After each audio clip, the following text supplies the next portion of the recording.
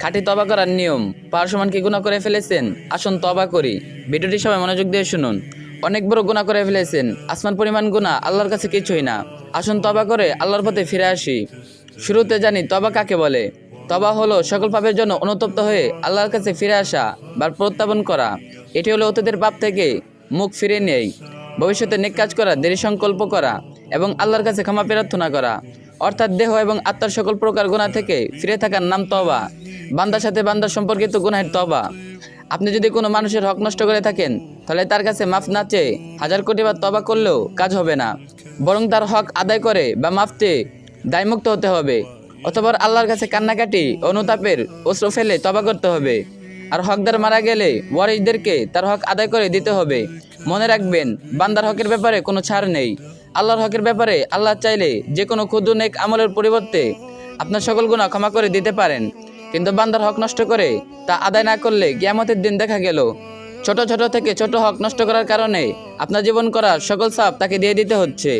আমরা যেভাবে মানুষের হক নষ্ট করি, আমরা যুবকরা যে হক প্রায় নষ্ট করি, তা হলো বাস এবং ট্রেনে উঠে টাকা দেয় না, মিথ্যা বলা, অনৈতিক ক্ষেত্রে 1. চুরি ডাকাতি প্রতারণা, অন্য মানুষের সম্পদ জবরদখল বা জোরপূর্বক নেওয়া।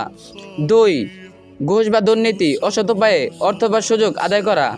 3. মজুরি না দেওয়া, শ্রমিকের উপর উপযুক্ত মজুরি বা পারিশ্রমিক না দেওয়া।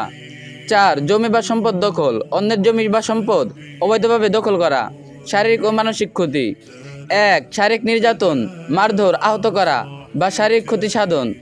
2. মানসিক নির্যাতন, অপমান, ভয় দেখানো বা মানসিকভাবে আঘাত দেওয়া। 3. অপবাদ দেওয়া, মিথ্যা কথা বলে বা গীবত করে কারো সম্মান নষ্ট করা। সামাজিক ও পারিবারিক অধিকার। 1. পরিবারের অধিকার অপূর্ণ রাখা, সন্তানের প্রতি দায়িত্ব, পিতামাতার সাথে সদাচরণ না করা। 2. প্রতিবেশীর হক নষ্ট করা, তাদের কষ্ট দেওয়া, প্রয়োজনে সাহায্য না করা। 3. সম্পর্ক ছিন্ন করা, আত্মীয় স্বজনের সাথে সম্পর্ক বজায় না রাখা।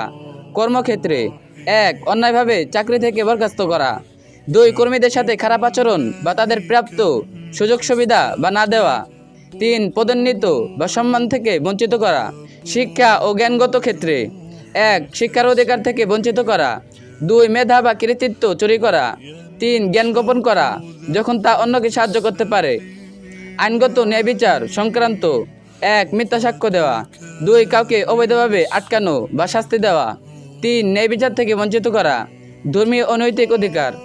1. ধর্মীয় স্বাধীনতায় বাধা দেওয়া। 2. অন্যকে ধর্ম পালনে বাধা দেওয়া বা উপহাস করা। পরিবেশ ও সম্পদ। 1. প্রাকৃতিক সম্পদের অপচয় বা দূষণ যা মানুষের বসবাসের পরিবেশ নষ্ট করে।